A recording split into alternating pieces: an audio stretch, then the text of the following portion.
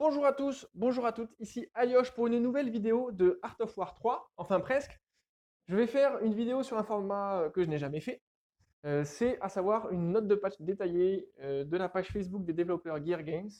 Et en attendant, vous pouvez regarder la super vidéo qu'ils nous ont mis en place pour nous vendre leur jeu, qui est quand même assez génial. Vous pouvez la retrouver bien sûr sur la page Facebook de Gear Games, vous tapez Art of War 3 et vous la retrouverez. Voilà, tout de suite, on va aller plus en détail dans la note de patch et en descendant, on peut voir un petit teaser sur peut-être une future unité de la résistance. J'espère que ça va arriver avec la nouvelle campagne, mais ça, faudra voir. Alors la note de patch, je vais essayer de faire rapide parce que c'est un grand texte en anglais. Bien sûr, vous pouvez aller la voir sur leur page Facebook, je vous conseille de le faire, mais je vais essayer de déblayer les plus grands points sans revenir sur ce que j'ai déjà évoqué au niveau de ma vidéo précédente, où j'ai pu vous montrer in-game ce que ça donnait et de vous montrer le plus gros impact qu'on peut voir. Et vous avez tous les éléments dans le jeu dans tous les cas. Le premier élément que je n'avais pas abordé dans la vidéo précédente, c'est le changement sur les bombes nucléaires et sur les frappes orbitales. Il faut savoir qu'ils ont des dégâts qui sont fortement augmentés. C'est marqué much more powerful et j'aime bien le much more. J'ai fait un test sur la version sandbox du jeu, donc une version bêta si on peut dire, qui sert à tester les changements. Je me suis pris une frappe orbitale, ça m'a rasé toute ma base, sauf mon QG4 qui n'avait plus qu'un quart de ses points de vie. Donc il faut bien comprendre ce que ça veut dire. Ça veut dire que on passe d'une bombe nucléaire qui avait du mal, ou d'une frappe orbitale qui avait du mal à détruire une centrale électrique, à une frappe qui détruit l'ensemble des bâtiments, usines compris, et QG2, 3, il y passe, quoi. Donc c'est vraiment, ça risque de devenir une solution radicale sur les parties longues. L'autre modification qu'on a, et qui est très très importante à prendre en compte, c'est une augmentation de tous les dégâts anti-aériens, que ce soit bâtiment ou unité, contre les vertex et les faucons. Et spécifiquement contre les vertex et les faucons, mais pas contre les bombardiers et pas contre les hélicoptères. On va aller plus en détail derrière, on a les chiffres qui arrivent. Et petit changement, mais qui risque sûrement, je pense, d'impacter les nouveaux joueurs, c'est une augmentation du coût et une augmentation de la durée sur les petites améliorations. Moi, je ne peux pas vous dire ce que ça impacte. J'en ai plus de petites améliorations, euh, à part peut-être la bombe nucléaire qui n'est pas améliorée chez moi. Maintenant, on va rentrer dans les chiffres. Donc, dans les chiffres, on a le bunker et le mirador qui augmentent de plus 30 de ressources. Donc ça, c'est quelque chose qui va nous impacter. Je fais le détail dans la vidéo précédente où je vois les choses dans le jeu. Ce n'est pas la peine que j'en dise plus là-dessus. On a les lance-flammes qui vont connaître un prix augmenté de 5 de ressources. Par contre, leurs dégâts vont être augmentés de 220 sur les armures légères. Donc c'est extrêmement important. Augmenté de 50 sur les armures intermédiaires et augmenté de 25 sur les armures lourdes. Ça veut dire que les lance-flammes, qui sont aujourd'hui une unité qui est très peu utilisée et qui est beaucoup décriée par les joueurs de la Confédération, alors qu'ils sont très forts, j'insiste bien sur le alors qu'ils sont très forts, vont devenir encore plus forts contre les infanteries et surtout vont commencer à devenir viables contre les armadillos, contre les porcs-épics et même contre les bâtiments, puisque les centrales électriques, les centres d'appro et de mémoire les casernes aussi, c'est des armures intermédiaires. Ça sera à vérifier dans le jeu, mais je pense pas me tromper en disant ça. Ensuite, on arrive sur les modifications antiaériennes, donc avec les typhons. Typhon, unité antiaérienne des confédérés, qui va avoir un temps de production augmenté de 10 secondes, mais des dégâts augmentés contre les faucons, hein, armure intermédiaire, dommage 2, enfin DMG 2, c'est les dégâts intermédiaires, les armures intermédiaires, pardon, augmentés de 30 par roquette. Nous, on a les porcs épiques qui ont un temps de production qui va être augmenté que de 7 secondes, mais des dégâts qui vont être augmentés que de 9 par roquette. Donc c'est toujours ramené à la cadence de tir. C'est bien important. Ça doit être des changements qui sont à peu près équivalents. Dans tous les cas, les typhons étaient déjà plus forts en anti-aérien que les porcs épiques, puisqu'ils ne peuvent faire que ça, alors que nos porcs épiques ont des mitrailleuses qui peuvent leur permettre, bien sûr, d'être très efficaces contre l'infanterie, mais pour ceux qui regardent mes vidéos, peuvent être aussi très très efficaces contre les hammers, finalement, contre les Zeus aussi. Enfin voilà, même on peut raser une base avec suffisamment de porc-épic. C'est quand même important à prendre en compte. Par contre, ils ont la portée de tir qui est réduite de 1. Alors, cette portée de tir qui est réduite de 1 risque d'impacter le jeu sur une salve.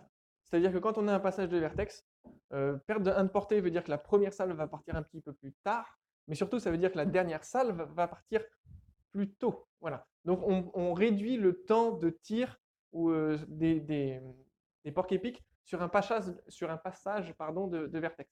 Donc ça risque d'impacter le jeu, puisqu'on risque d'avoir peut-être un tir de moins selon la rapidité de tir de notre porc-épic, mais on risque d'avoir un tir de moins sur le passage de vertex. Donc ça risque d'impacter les choses. Ne vous en faites pas, et je le détaille dans la vidéo précédente, les vertex sont énormément nerfés, ils perdent beaucoup en puissance, comme les faucons, tout simplement parce qu'un QG3, on peut en avoir plus que 4.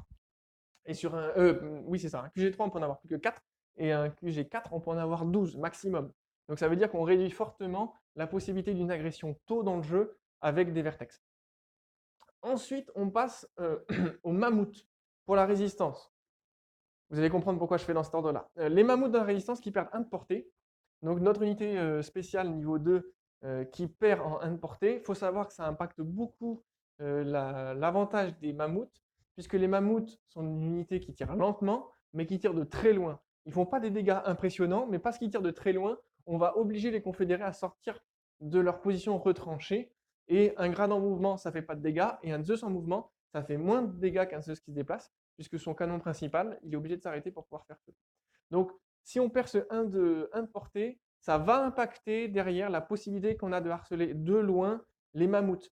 Après, bon, en fonction des améliorations qu'on a, peut-être que vous n'allez pas le voir, ce 1 de portée de tir, mais c'est vrai que globalement, dans le jeu, on va moins pouvoir harceler de loin, et voilà, je pense que ça risque d'impacter fortement le jeu en faveur des confédérés, puisque les mammouths étaient une bonne manière de justement harceler de plusieurs points, de loin, derrière protégés par des caméléons, etc. etc. Bon. Passons à la suite, les boucliers. Alors, bouclier, pour ceux qui ne le savent pas, c'est l'unité tier 3 des véhicules spéciaux des confédérés, une unité qu'on ne voit jamais en PvP. Moi, en 1 an de jeu, j'ai dû voir cette unité 2 fois en PvP. Leur temps de production augmente de 15 secondes, ce qui est une logique pour que les unités tier 3 soient plus longues à faire sortir. Par contre, leurs points de vie sont augmentés de 500, leur armure, lorsqu'ils sont déployés, est augmentée de 2, et leur effet de réduction des dégâts donc sur la zone autour d'eux est augmenté de 15%. On avait une réduction des dégâts qui était de l'ordre de 50%, et là, on devrait passer autour de 60%. Après, bien sûr, ça dépend des upgrades que vous avez sur vos boucliers. Je ne joue pas cette unité-là, je ne joue pas les confédérés. Donc là-dessus, c'est vraiment très difficile pour moi de vous donner des infos. Mais en tout cas, il y a un gros up des boucliers qui n'était pas une unité vraiment viable. C'était beaucoup plus intéressant pour les confédérés de complètement ignorer leurs véhicules spéciaux, de faire full Zeus. Aujourd'hui, c'est plus possible. Voilà. Donc, on améliore un petit peu les boucliers pour qu'ils deviennent viables. Nous, nos caméléons, ils ont juste un temps de production qui a augmenté de 15 secondes au niveau de la résistance pour se caler sur le temps de production des boucliers. Par contre, on n'a aucune amélioration. Et ça, c'est dommage parce que les caméléons, à mon sens, sont quand même une unité qui est fragile. Et même si, enfin, s'ils ne sont pas protégés par leur brouillard, ils meurent très vite. Voilà. Pour continuer, on va passer aux bombardiers. Donc les Thors, pour les confédérés, gagnent 400 points de vie, et les Albatros gagnent 600 points de vie. Donc ce n'est pas une augmentation énorme du nombre de points de vie de ces bombardiers-là, qui sont des unités avec des points de vie de base qui sont assez importants. Mais il faut comprendre que c'est une manière de creuser toujours l'écart entre les unités tier 2 et les unités tier 3. C'est-à-dire qu'on a les vertex et les faucons qu'on peut faire en moins grand nombre et qui prennent plus de dégâts.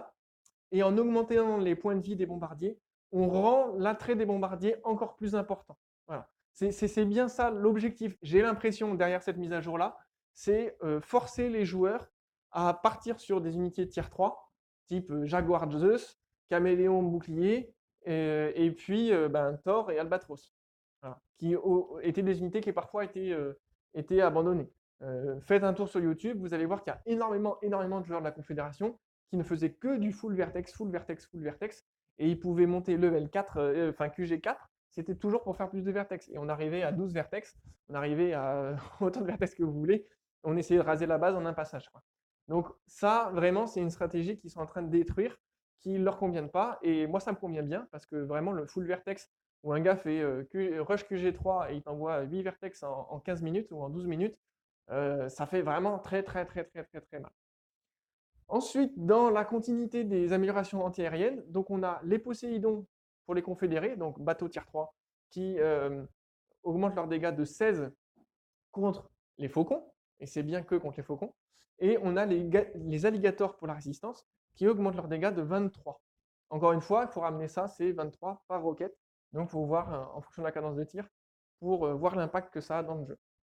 La défense antiaérienne, on a un plus 48 sur les tourelles antiaériennes et les lance-torpilles, donc pour la défense antiaérienne au niveau des armures intermédiaires, donc toujours contre les faucons. Et pour la résistance, on a une augmentation des dégâts antiaériens sur les tourelles de 46 et sur les plateformes navales de 24. Encore une fois, il faut le ramener à la cadence de tir. Les plateformes navales, leur anti-aérien, c'est des mitrailleuses. Et donc, ils ont une cadence de tir qui est élevée. Voilà. Je réalise en vous disant ça qu'il y a une chose que j'ai oublié de faire. Pour ceux qui l'ont lu, voilà, les faucons, et en plus c'est une modification qui va avoir de l'impact positif pour la résistance. Les faucons ont une augmentation de leurs dégâts de mitrailleuse de 18 sur les armures légères, de 13 sur les armures intermédiaires et de 10 sur les armures lourdes. Donc c'est une modification qui va faire que les faucons vont être encore plus viables dans leur diversité. Hein, je le répéterai jamais assez, mais les confédérés sont plus forts mais très spécialisés. Nous, nos unités sont plus diversifiées. C'est des dégâts qui peuvent paraître anodins, un plus 18 sur les unités, sur les armures légères, mais ça correspond déjà à 2-3 améliorations, donc c'est pas négligeable, puisqu'on n'aura pas à les payer celles-là. Et puis surtout, il faut le relier toujours à la cadence de tir. Les faucons, pour ceux qui n'ont pas l'info, c'est une cadence de tir de près de 6 tirs par seconde. Donc quand on augmente de 18 les dégâts contre les unités à armure légère, ça veut dire que c'est du 18 x 6. On est presque sur du 120 de dégâts en plus, sur une seconde. Voilà. Donc ce sont des chiffres qui ont de l'impact sur le jeu. Voilà. Désolé pour cet oubli-là. En plus, je ne pourrais pas le modifier, je n'ai pas de montage à portée de main, c'est dommage. Voilà. Merci encore de me dire si vous aimez ce format. Merci de me dire si vous souhaitez d'autres vidéos comme ça, un peu plus chiffrées, un peu plus moins sur du gameplay finalement, et plus sur une vision un peu hors du jeu. En tout cas, moi j'ai découvert des choses qui m'ont intéressé, et si ça vous intéresse, moi j'en referai d'autres, des vidéos comme ça. Merci à tous, et puis je vous dis ciao, à une prochaine.